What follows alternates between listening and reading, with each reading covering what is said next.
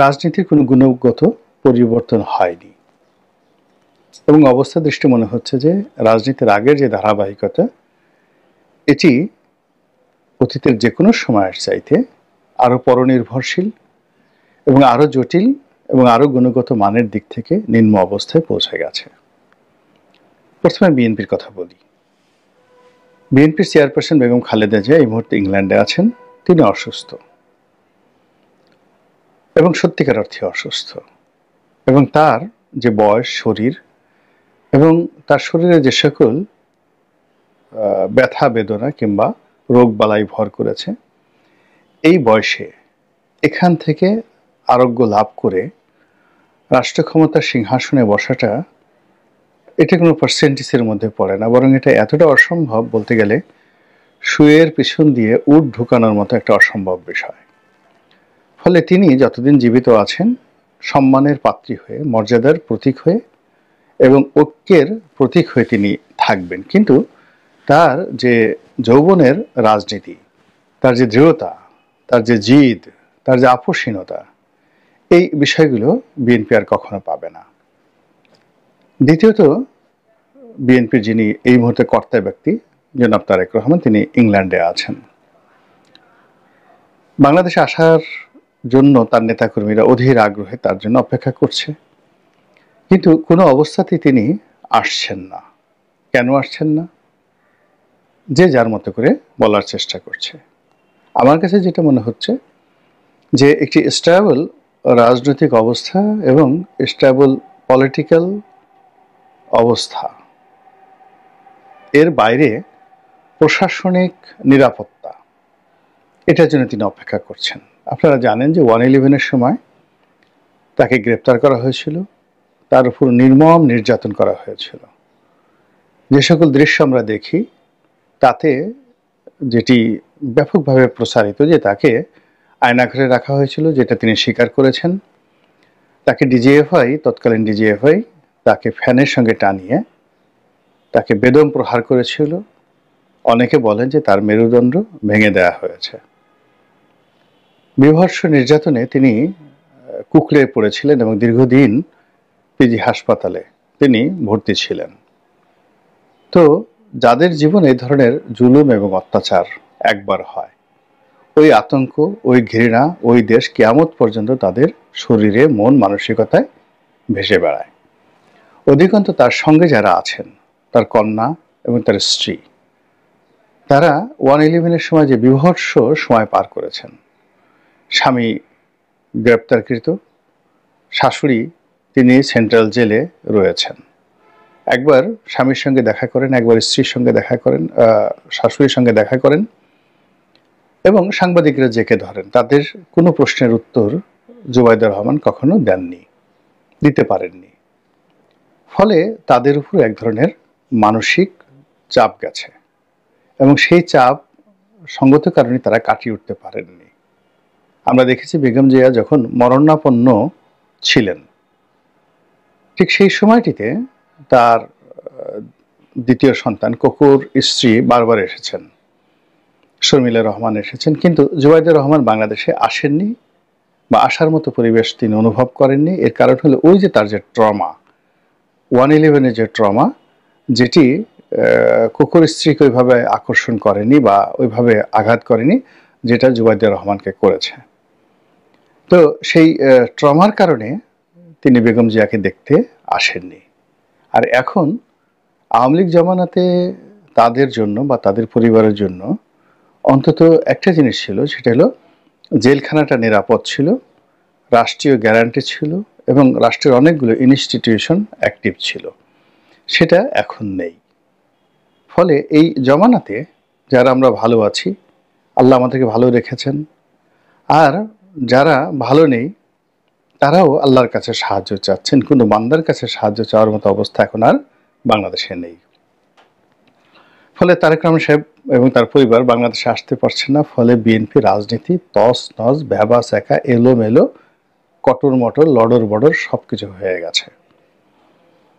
তিনি লন্ডনে বসে চেষ্টা করছেন নিয়ন্ত্রণ করার জন্য, কমিটি বাদ করছেন, বহিষ্কার করছেন, হুমকি দিচ্ছেন, ধামকি দিচ্ছেন, কিন্তু কাজের কাজ কিছুই হচ্ছে না। বরং বিশৃঙ্খলা আরও বেড়ে যাচ্ছে। তো এর মধ্যে যারা অপকর্ম করছেন তারা একটা ভাগে বিভক্ত হয়ে ধরো মারো খাও এবং ওই রাক্ষসের সে হাও মাও খাও, আমরা ছোটকালে পড়েছি, ওইরকম একটা নীতি নিয়ে যতদিন পারো ধরো মারো খাও, ভবিষ্যতে কি হবে ভবিষ্যতের ব্যাপার ভবিষ্যতের উপর ছেড়ে দাও।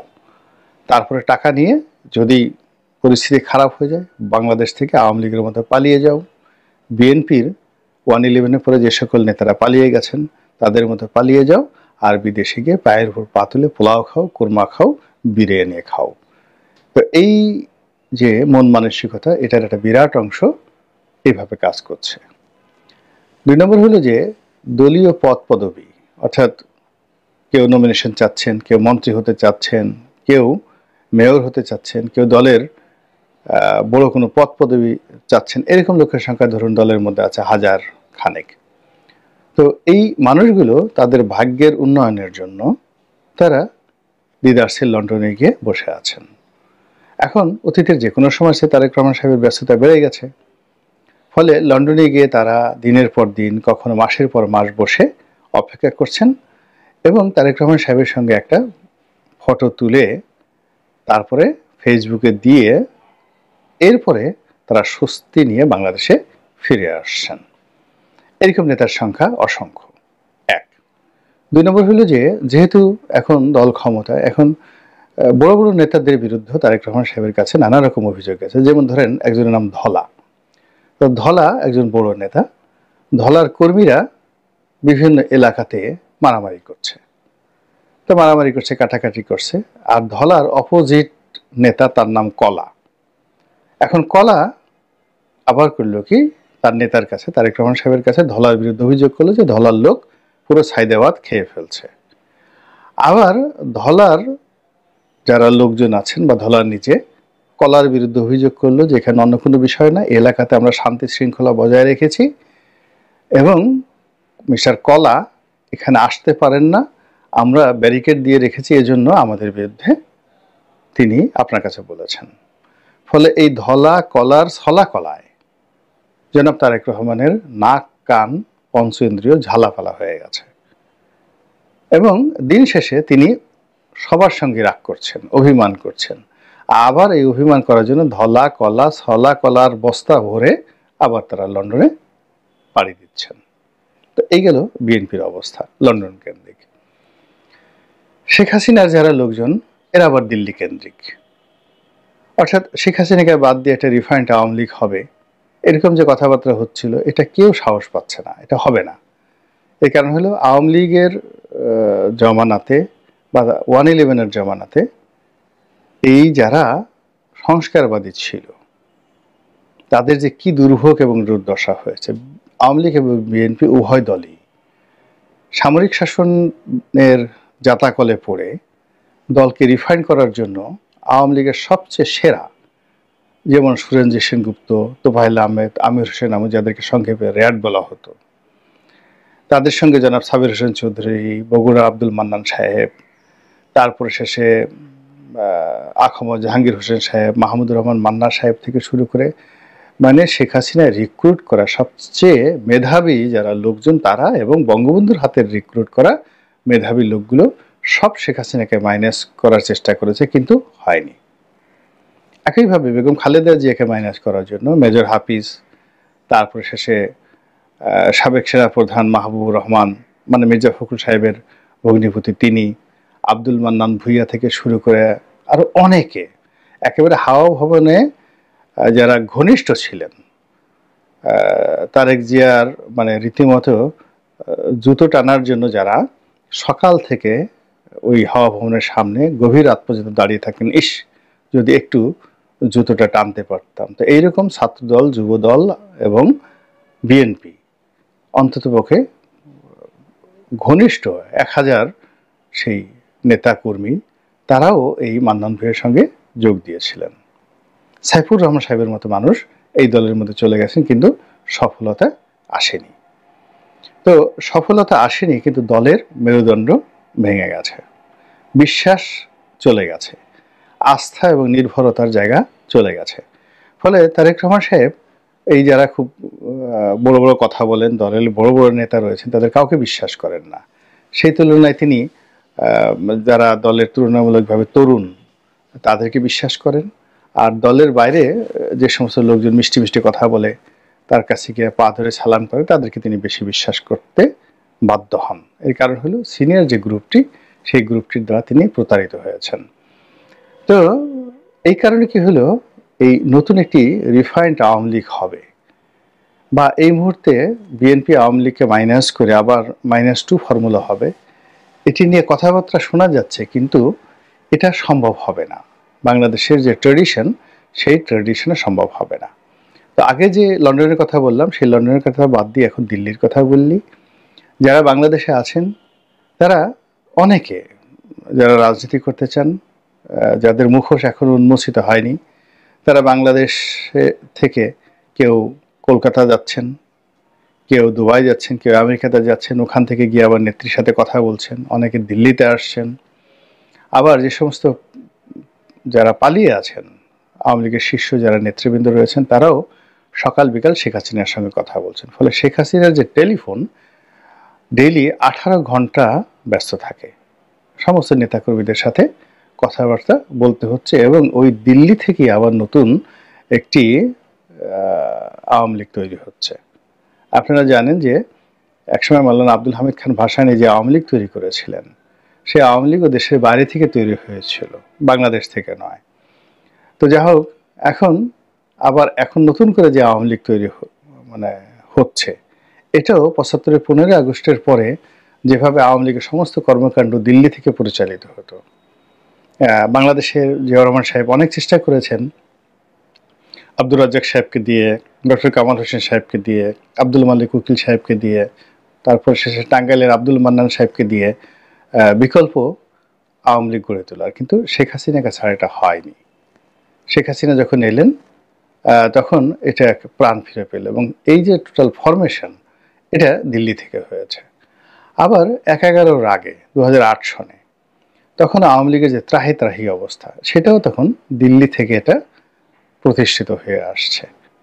ফলে ভারতের, অর্থাৎ আসাম থেকে মাওলানা আব্দুল হামিদ খান ভাসানী যে আওয়ামী লীগ শুরু করেছিলেন, সেই আওয়ামী লীগের পূর্ণতা দিয়েছিলেন কলকাতা থেকে এসে হোসেন শহীদ সরওয়ার্দী।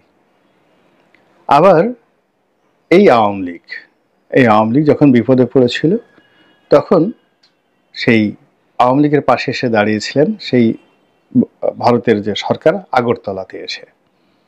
অর্থাৎ 1969-এর গণ অভ্যুত্থানের আগে আগরতলাতে আবার আওয়ামী লীগের পুনর্জন্ম হলো, সেই আইয়ুব খানের মার্শাল লয়ের জমানাতে।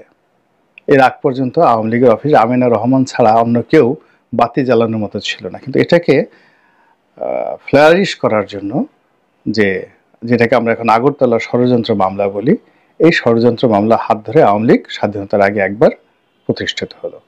মুক্তিযুদ্ধের সময় আবার কলকাতা, আবার দিল্লি আওয়ামী লীগকে প্রতিষ্ঠা করলো।